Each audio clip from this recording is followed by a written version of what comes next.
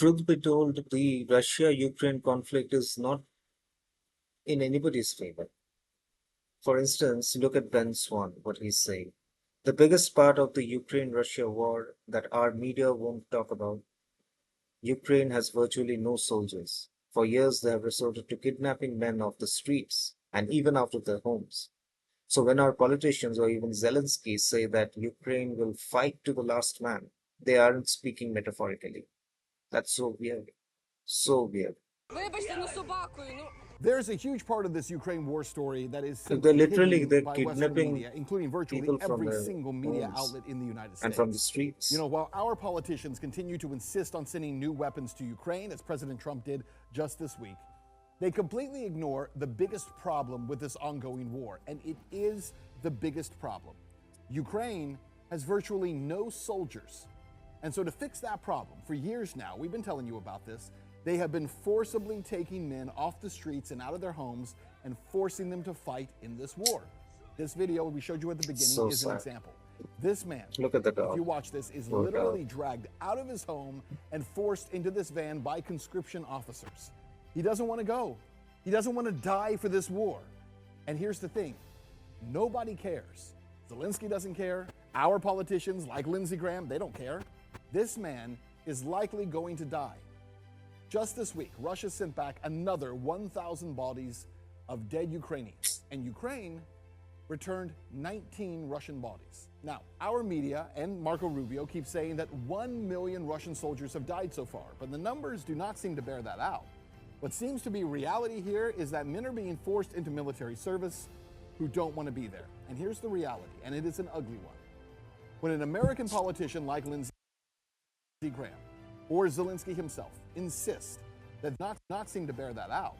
What seems to be reality here is that men are being forced into military service who don't want to be there. And here's the reality. See, that's the problem. When you send these kind of people who do not want to be there, you are damaging them psychologically. Like they will go in there, and fight half-hearted because they don't want to be there.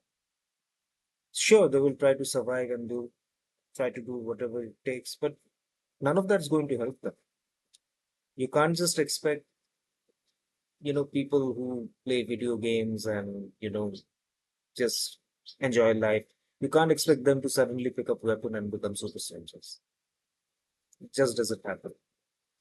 When an American politician like Lindsey Graham or Zelensky himself insist that they will fight to the last Ukrainian, if they are dragging civilians away and they're forcing them into service where they're sent off to die, then you have to ask this question.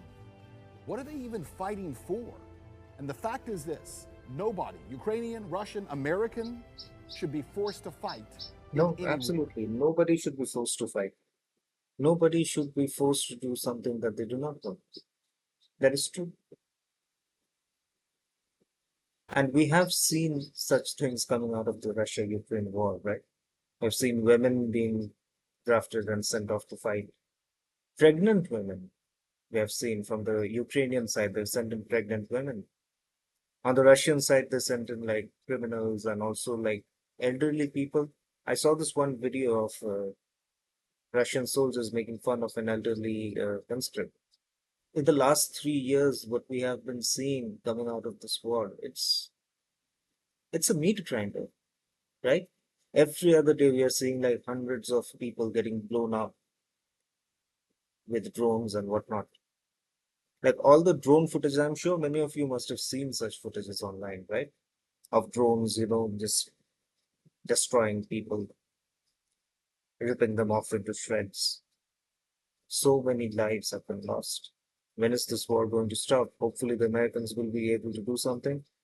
So here we have Woke Reporter tries to get Trump to pick a side between Ukraine and Russia.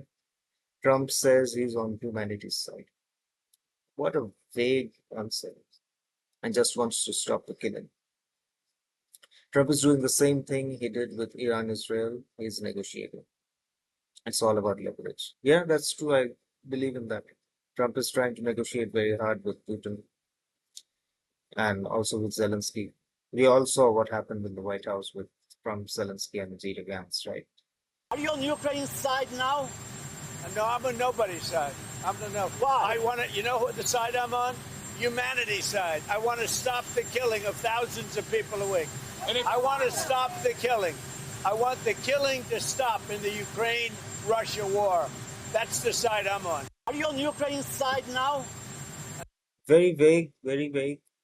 But I mean, this is his point of view, right? He's trying to stop the war because that's what he had promised, right? That he wouldn't want any war, you know,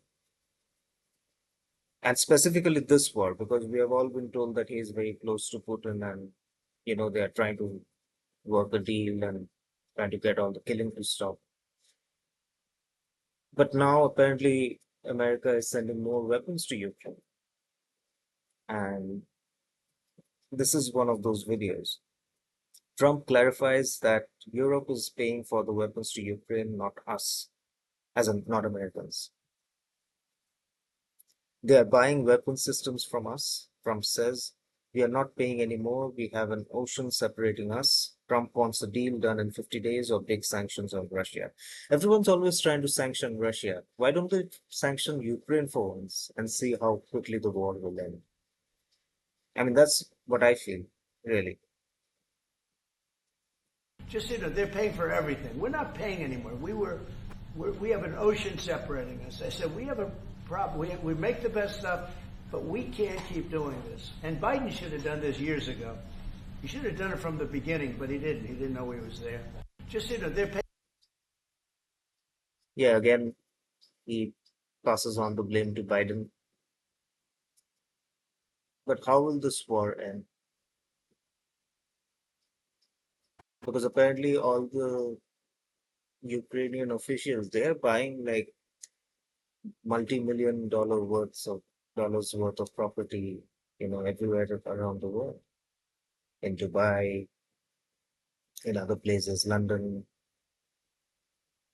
in Paris. So as long as people are making easy money like this, I don't think the war is going to end anytime soon. Look at this, what Elon Musk says. Every bleeding heart liberal I talk to about the Russia-Ukraine war wants to keep feeding bodies into the meat grinder forever. They have no plan for success.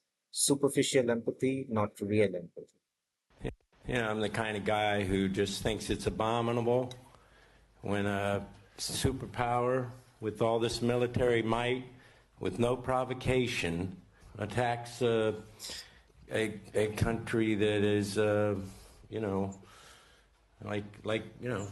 I'm sorry, Korea, no, sorry, Ukraine. Terrible. See, that's the point. I'm He the kind of guy said who what he was just trying thinks to it's say, right? abominable when a superpower. So you think with he's all about this to talk about Russia, right? military might, But he's with not. no provocation, attacks a country that is, Iraq. Sorry, I'm sorry, Korea. No, sorry, Ukraine. Terrible. I like this guy. This gets to the point, right? In his own way. Mm. But seriously, the war won't stop unless people are still making money for it. That's why this war is not going to stop so easily.